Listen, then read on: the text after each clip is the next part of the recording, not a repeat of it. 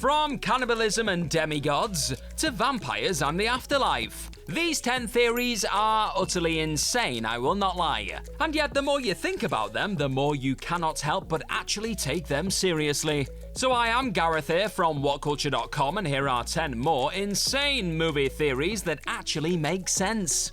Number 10. Humans eating other humans. WALL-E. You'd be forgiven for not expecting anything like, I don't know, cannibalism to pop up in a family-friendly Pixar film like WALL-E. This isn't explicitly referenced throughout the film. However, there is a theory put forward by the Film Theorist YouTube channel that is so detailed and comprehensive it's actually difficult to argue with.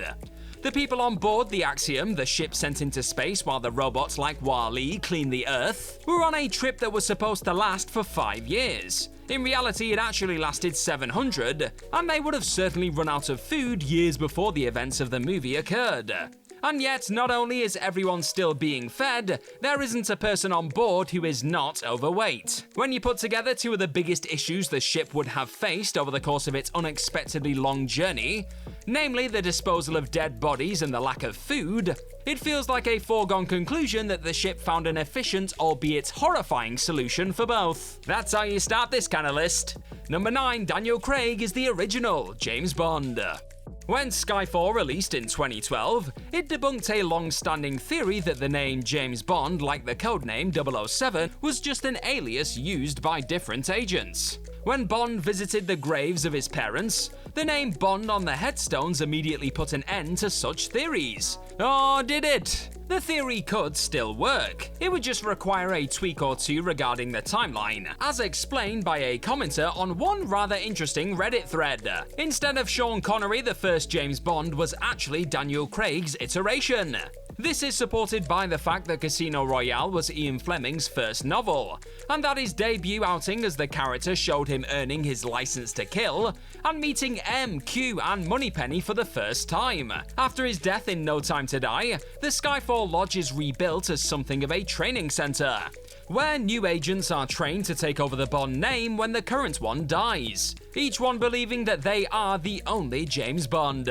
The name would then continue on as an alias as something of an homage to the original legendary agent. Now I want to know, who's your favorite James Bond? Is it Daniel Craig or someone else? Let me know in the comment section right down below this video. Number 8. KATNISS was sold off to CINNA, the Hunger Games. The terror of either having your name called for the Hunger Games or seeing someone you love forced into a fight to the death would be unimaginable. Even for those who survive the games as victors, though they may be revered by those in the capital, they are still pawns of the president to do with what he pleases. Finnick Odair was essentially prostituted out so he could collect secrets. But what if he wasn't the only victor that this happened to? Everything of value in the capital revolves around image and aesthetics. And this theory suggests that President Snow sold off some of the more desirable victors in this same way. One Reddit theory believes this happened to KATNISS, though she was never aware, as it was CINNA who bought her with the intention of protecting her from that side of the world.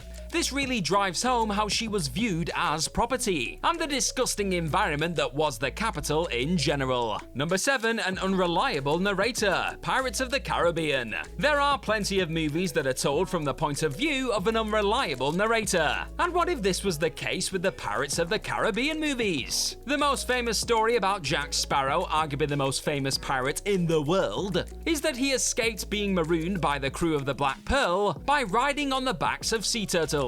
As you do. This was, of course, a lie, but it shows how the man can exaggerate. One theory specifically focuses on the 4th Pirates movie, On Stranger Tides, and suggests that Jack could be the one telling these stories. This would be why some of his escapades are so over the top, spectacular, and downright impossible. They're all exaggerations courtesy of Jack's storytelling. Hence, Jack is probably just the unreliable narrator, sensationalizing his story at every opportunity. Number 6. Hey HEIHEI is a demigod. MOANA. MOANA takes place in a world where the sea is a sentient being with a conscience and a sense of humor, and demigods and shapeshifters walk the earth. It almost goes without saying that Maui wouldn't be the only demigod around, and Moana may have crossed paths with another on her travels. In fact, one theory suggests that none other than HEIHEI the chicken fits this bill. The little bird is mainly used in the film for comic relief. However, there is evidence to show that there is far more than meets the eye here. Moana even says as much to the old man who wants to eat him at the beginning of the film, and the titular hero may be more right than she realized. HEIHEI looks exactly the same during the events of the story as when Moana was a child, so he doesn't age. He should have died many times throughout, though fortunes smile on him and he survives everything. So perhaps HEIHEI is something of another guardian sent to watch over the one that was chosen by the ocean. Number 5, Princess Fiona eats people. SHREK. Cannibalism again, yay! With a dragon refusing entry of anyone to the tower, the question has been asked about what Princess Fiona ate during her captive years in SHREK. And the answer, according to one theory, is night. Yep. Eagle-eyed viewers can spot the dragon's nightly treats cookbook when SHREK rescues Fiona. Then you take into account the fact that SHREK alludes to eating humans at the start of the film. It may seem like he mentions eyeball jelly to scare his interlopers, but what if he was serious? Perhaps Fiona only eats the humans she is served in her ogre form, which is solely at night. She was shown to be sleeping through the day when SHREK got to her. Is that because she was up all night feeding as an ogre? Yikes. Number 4, the ending was already affected by No Way Home, Spider-Man 2. In spite of the length of time between Spider-Man 2 and Spider-Man No Way Home, this theory suggests that the ending to Sam Raimi's second Spidey outing shows what happens when Doc Ock returns to his home universe after his escapade on Earth 616. This certainly would explain the sudden change of heart the villain goes through at the end of the film.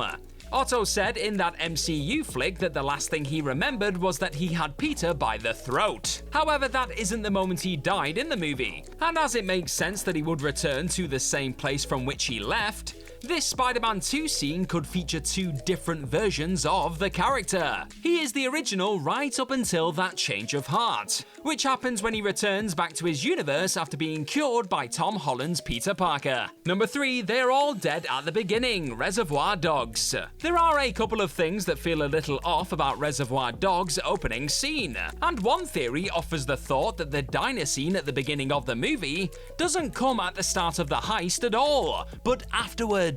Quentin Tarantino is no stranger to non-linear storytelling, and there are some clues that point to this scene taking place after the events of the movie. This assumes that Mr. Pink is killed after leaving the warehouse, as the diner is where the group comes back together in the afterlife. Taking into account the fact that Joe was so adamant about the men not sharing personal details with each other, not even their names, and that if they aren't talking about business they shouldn't be talking, it feels out of place that they are all laughing and joking before the job takes place, particularly as Joe is right there with them. Afterward, no issues. Joe himself said they can all go to Hawaii after and joke around once the job is done.